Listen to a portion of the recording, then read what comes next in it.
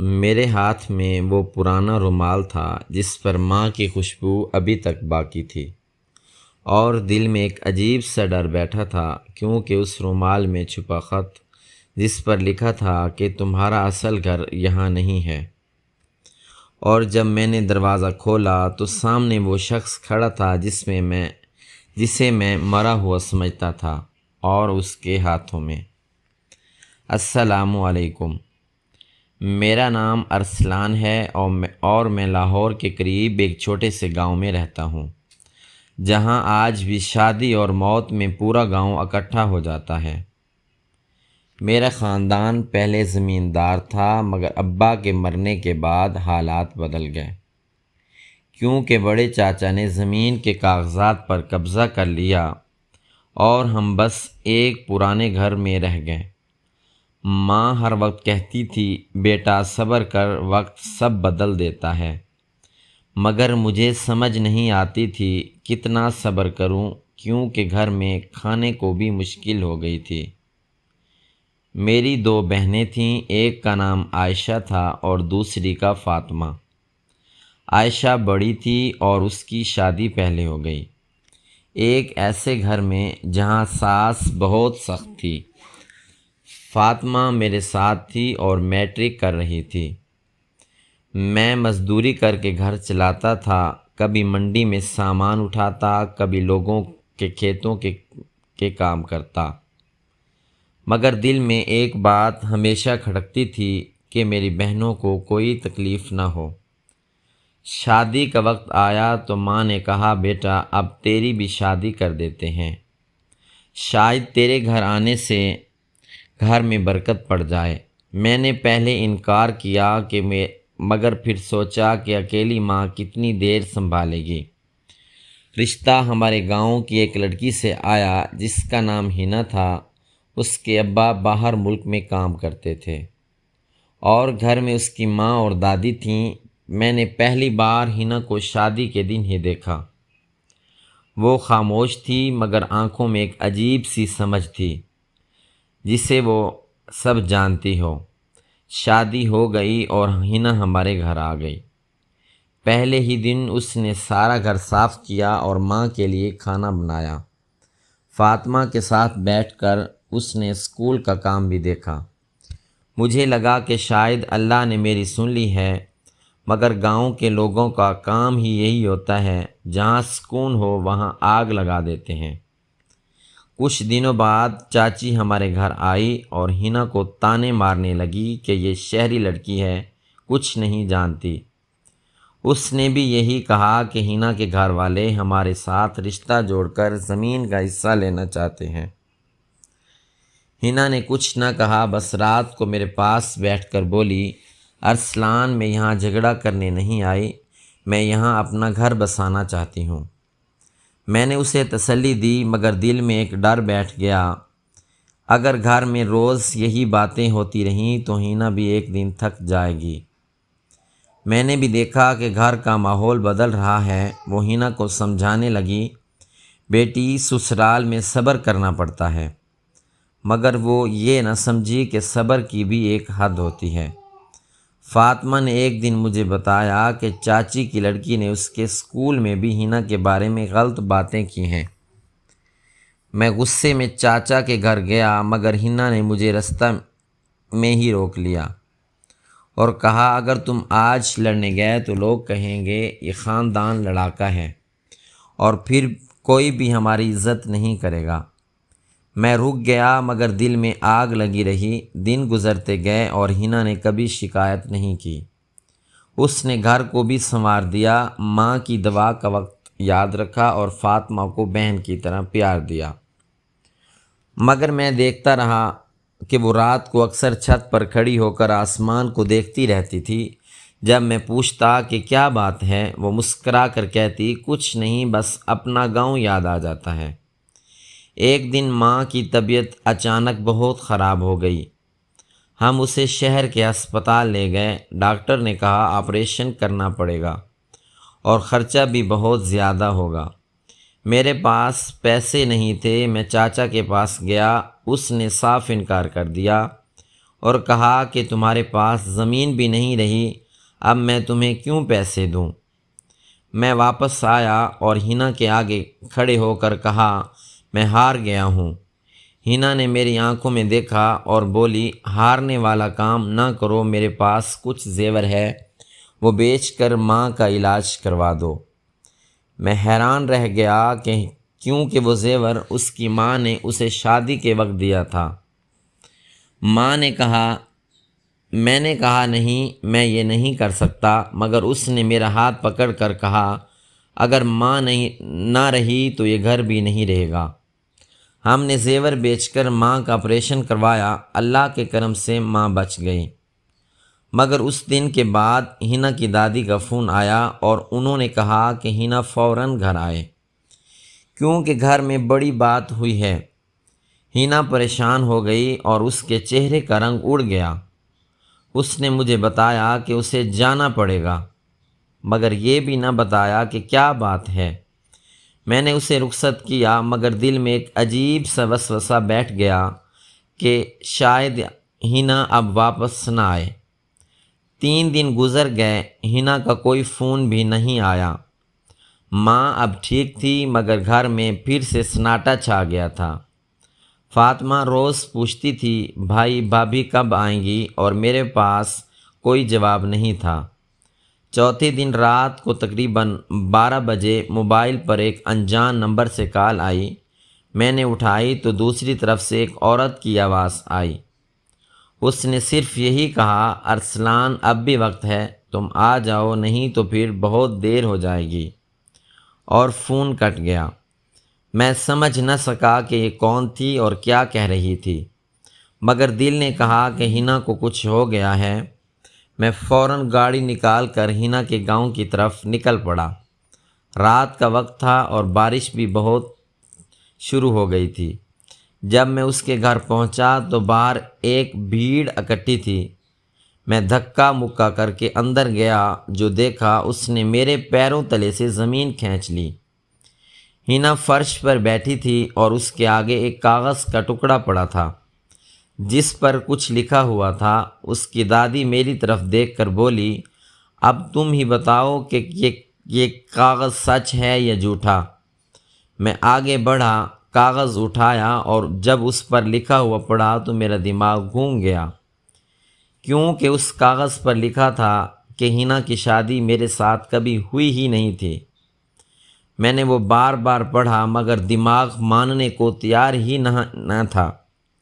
اس پر جو لکھا ہے وہ سچ ہو سکتا ہے، کیونکہ میری اور ہینا کی شادی کو ابھی 4 مہینے ہی ہوئے تھے اور نکاح نامہ میں میرے اپنے ہاتھ سے سائن کیے ہوئے تھے، اور گاؤں کے مولوی صاحب نے نکاح پڑھایا تھا اور سب لوگ موجود تھے۔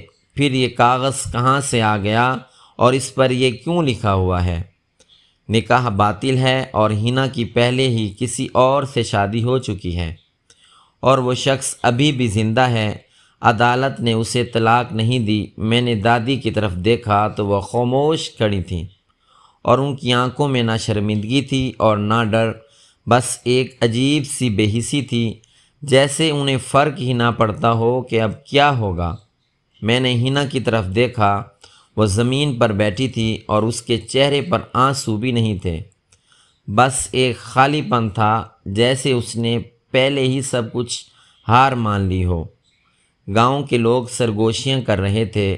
کوئی کہہ رہا تھا یہ لڑکی دھوکے باز ہے، کوئی کہہ رہا تھا ارسلان کے ساتھ ظلم ہوا ہے، اور کوئی کہہ رہا تھا اب اس لڑکی کا گاؤں میں رہنا مشکل ہو جائے گا۔ میں نے کاغذ کو مٹھی میں بھینچ لیا اور دادی سے پوچھا، یہ کاغذ کہاں سے آیا ہے، اور یہ شخص کون ہے جس کے بارے میں لکھا ہے کہ وہ ہینا کا پہلا خاوند ہے؟ دادی نے ایک لمبی سانس لی اور کہا کہ یہ کاغذ کل رات اس کے پہلے خاوند کے وکیل نے بھیجا ہے، اور اس شخص کا نام شاہ زیب ہے اور وہ کراچی میں رہتا ہے، اور کہتا ہے کہ ہینا نے اسے دھوکہ دیا ہے اور بغیر طلاق لیے دوسری شادی کر لی ہے۔ میں نے ہینا کی طرف دیکھا اور کہا، ہینا یہ کیا ہے؟ سچ بولو۔ تو اس نے آہستہ سے سر اٹھایا اور کہا ارسلان میں تم سے جھوٹ نہیں بولوں گی، مگر جو سچ ہے وہ سن کر تم مجھے کبھی معاف نہیں کرو گے۔ میں نے کہا جو بھی ہے بولو، میں برداشت کر لوں گا۔ تو اس نے کہا میری شادی شاذیب سے ہوئی تھی، مگر وہ شادی زبردستی ہوئی تھی۔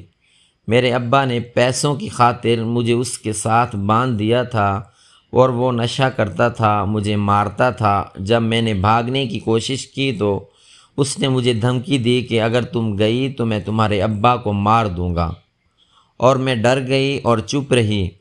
پھر میرے ابا باہر ملک چلے گئے اور میں نے سوچا کہ اب شاید جان چھوٹ جائے گی، مگر شاذیب نے عدالت میں کیس کر دیا اور کہا کہ میں اس کی بیوی ہوں اور وہ مجھے واپس لے جائے گا۔ میں نے وکیل کیا مگر پیسے ختم ہو گئے اور کیس رک گیا، اور اس دوران تمہارا رشتہ آیا اور میں نے سوچا کہ شاید یہی میری نئی زندگی کا موقع ہے۔ میں نے تم سے جھوٹ نہیں بولا، میں نے بس سچ چھپایا کیونکہ مجھے ڈر لگتا تھا اگر میں بتا دوں گی تو تم مجھے نہیں اپناؤ گے اور میں اکیلی رہ جاؤں گی۔ میں نے اس کی بات سنی اور میرا دل ٹکڑے ٹکڑے ہو گیا، کیونکہ میں سمجھ گیا یہ لڑکی جھوٹے پیار کی نہیں بلکہ بھوکی نہیں تھی، بس ایک محفوظ سہارا چاہتی تھی۔ مگر اب مسئلہ یہ تھا کہ قانون کے سامنے میرا نکاح باطل تھا، اور شاذیب چاہے تو مجھے اور ہنا دونوں کو عدالت میں گھسیٹ سکتا تھا اور گاؤں میں ہماری عزت مٹی میں مل سکتی تھی۔ میں نے دادی سے پوچھا کہ شاذیب اب کیا چاہتا ہے، تو انہوں نے کہا کہ وہ چاہتا ہے کہ ہنا فوراً اس کے پاس واپس آ جائے، ورنہ وہ کیس کرے گا اور تم دونوں کو جیل بھجوا دے گا۔ میں نے ہنا سے کہا کہ کیا تم اس کے ساتھ واپس جاؤ گی؟ تو اس نے سر اٹھا کر کہا اگر میں گئی تو مر جاؤں گی، وہ مجھے زندہ نہیں چھوڑے گا۔ اور میں نے سوچا کہ اگر میں نہ گئی تو تمہاری زندگی برباد ہو جائے گی، اسی لیے میں نے سوچا تھا کہ میں خود ہی غائب ہو جاؤں گی، مگر میں تمہیں بتا کر جانا چاہتی تھی کہ میں نے تم سے محبت کی تھی اور میں نے کبھی تمہیں دھوکہ دینے کی نیت بھی نہیں کی تھی۔ میں نے اس کا ہاتھ پکڑا اور کہا کہ میں تمہیں اکیلا کبھی نہیں چھوڑوں گا، چاہے جو بھی ہو، اور میں کل ہی کراچی جاؤں گا اور شاذیب سے بات کروں گا۔ اگر وہ نہ مانا تو عدالت میں لڑوں گا، مگر میں تمہیں اس کے حوالے نہیں کروں گا۔ اس رات میں وہیں رک گیا اور صبح ہوتے ہی کراچی کے لیے نکل پڑا۔ راستے میں میرے ذہن میں بس ایک ہی سوال تھا، کیا شاذیب واقعی اتنا ظالم ہے یا یہ سب ہنا نے جھوٹ بولا ہے تاکہ مجھے اپنے ساتھ رکھے؟ مگر جب میں نے ہنا کی آنکھوں میں دیکھا تھا مجھے جھوٹ نظر نہیں آیا تھا۔ کراچی پہنچ کر میں نے شاذیب کا پتہ نکالا جو وکیل نے مجھے دیا تھا، اور جب میں اس کے گھر پہنچا تو وہاں جو منظر دیکھا میرے رونگٹے کھڑے کر دیے، کیونکہ سامنے ایک شخص بیٹھا تھا جس کے ہاتھوں میں بندوق تھی اور وہ مسکرا کر کہہ رہا تھا تو ہی ہے وہ ارسلان جو میری بیوی کو بھگا کر لے گیا ہے، اور اب میں تجھے بتاؤں گا کہ میری بیوی کو چھیڑنے کا انجام کیا ہوتا ہے۔ میں نے کہا کہ پہلے میری بات سنو، مگر اس نے بندوق میرے سینے پر تان دی اور کہا کہ باتیں عدالت میں کرنا، ابھی تو میں تجھے بتاتا ہوں کہ میں کون ہوں۔ اور اسی وقت دروازے کے پیچھے سے ایک اور آواز آئی جو میں نے پہچان لی۔ وہ آواز ہنا کی تھی اور وہ چلا رہی تھی کہ ارسلان مت آنا، یہ سب جال ہے، یہ مجھے مار دے گا۔ اور اسی لمحے میں نے سمجھ لیا کہ میں ایک ایسے جال میں پھنس چکا ہوں جس سے نکلنا شاید اب ممکن ہی نہ ہو۔ اور پھر بندوق کی ٹرگر دبنے کی آواز آئی اور سب کچھ اندھیرا ہو گیا۔ گولی چلنے کی آواز کے بعد جب آنکھ کھلی تو میں نے خود کو ایک بند کمرے میں پایا۔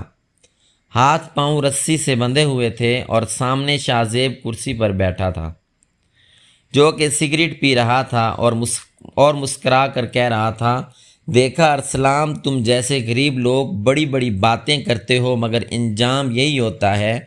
جو میں نے ادھر ادھر دیکھا تو ہنا بھی ایک کونے میں بیٹھی تھی، اس کے ہاتھ بھی بندھے ہوئے تھے اور اس کی آنکھوں میں آنسو تھے، مگر وہ رو نہیں رہی تھی، بس مجھے دیکھ کر سر ہلا رہی تھی جیسے کہہ رہی ہو میں نے منع کیا تھا مت آنا۔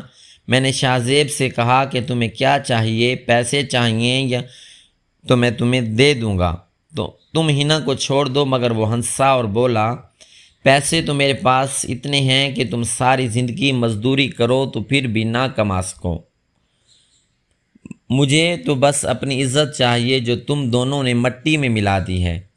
میں نے کہا کہ اگر عزت کی بات ہے تو عدالت میں چلو، وہاں فیصلہ ہو جائے گا، مگر وہ بولا عدالت والے بھی میرے ہیں اور قانون بھی میرا ہے، یہاں فیصلہ بھی میں کروں گا۔ اور اسی وقت اس نے ہنا کی طرف دیکھا اور کہا اب بتاؤ ہنا تم کس کے ساتھ جاؤ گی، میرے ساتھ یا اس مرے ہوئے کے ساتھ؟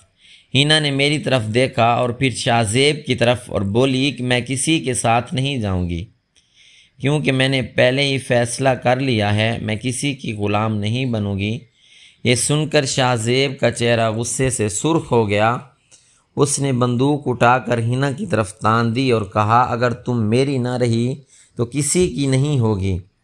میں نے زور لگا کر رسیاں توڑنی شروع کیں مگر وہ مضبوط تھیں، میں کچھ نہ کر سکا۔ ہنا نے میری طرف دیکھا اور بولی ارسلان اگر میں مر گئی تو تم میری بہن فاطمہ کا خیال رکھنا اور میری ماں کو بتانا کہ میں نے کبھی کسی کا برا نہیں چاہا، بس اپنی عزت بچانا چاہتی تھی۔ شاہ زیب نے کہا کہ اب بہت ہو گیا اور ٹرگر پر انگلی رکھ دی۔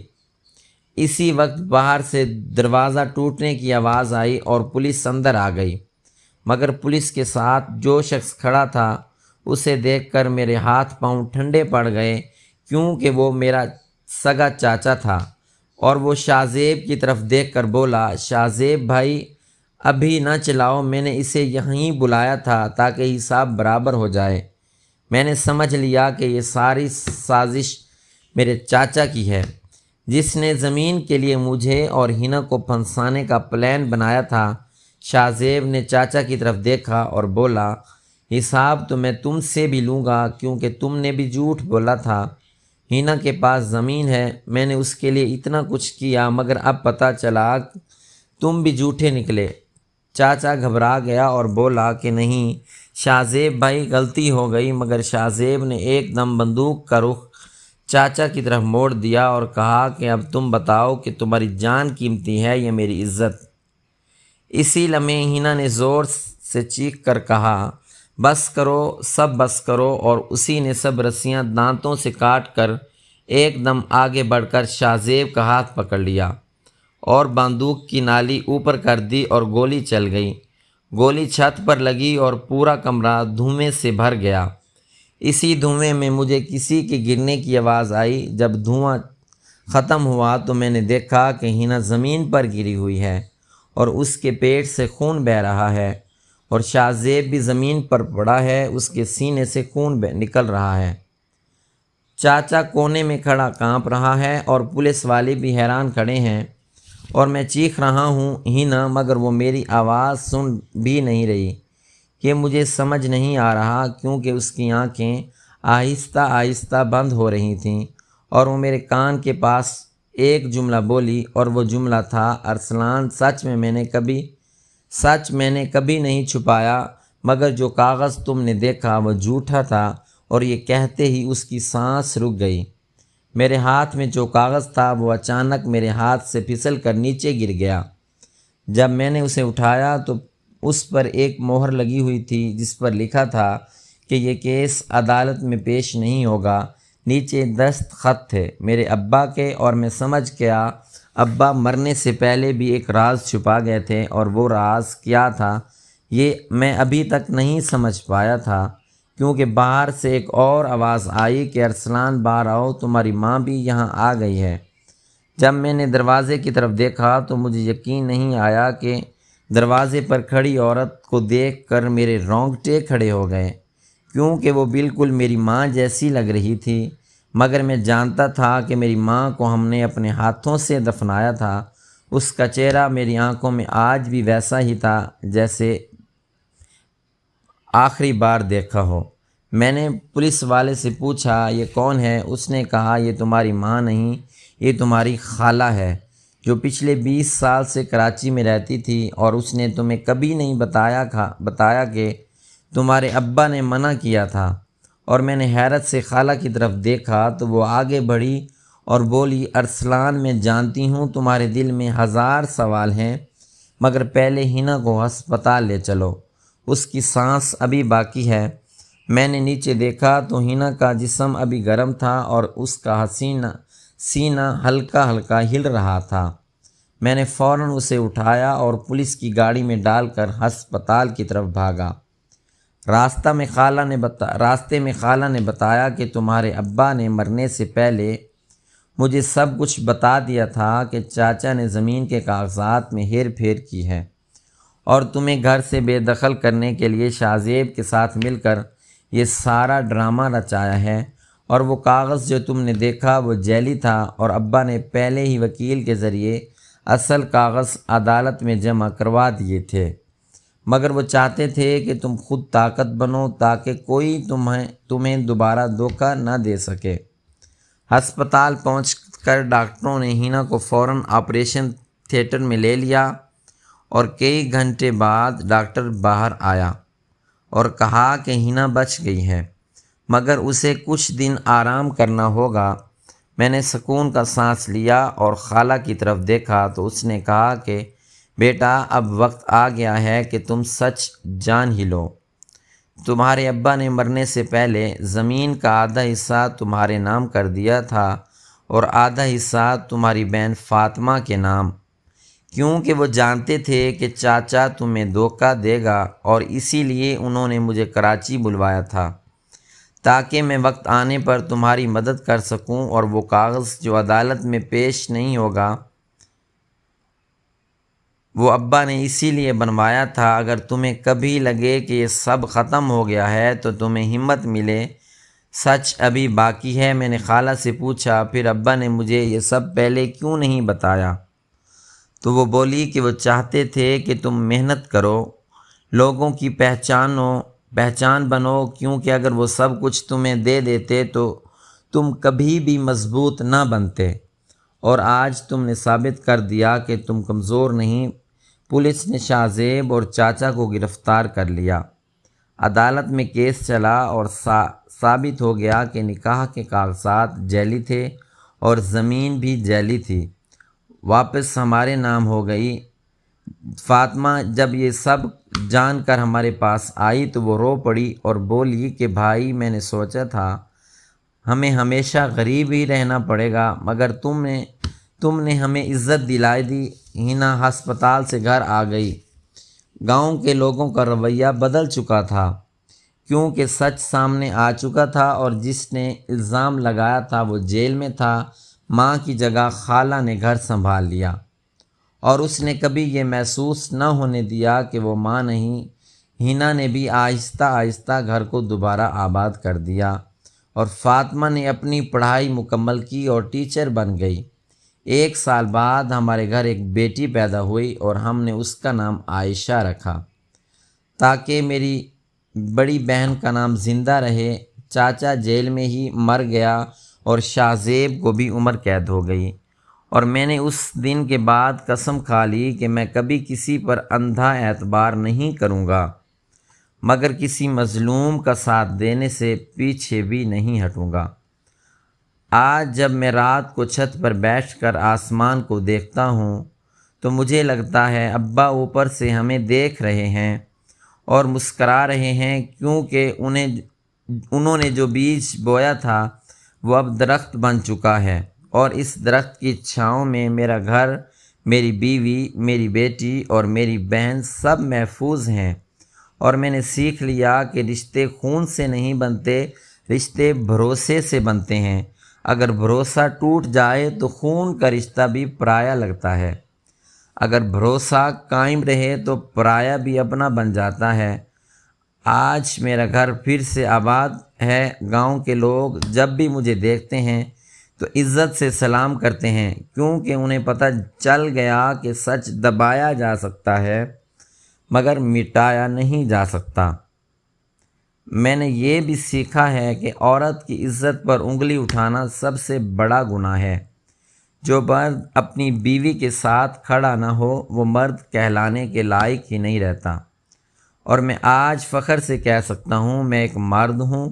میری بیوی ہنا میری طاقت ہے، اور میری بیٹی عائشہ میری امید ہے، اور میری بہن فاطمہ میرا مان ہے، اور میری خالہ میری ماں ہے۔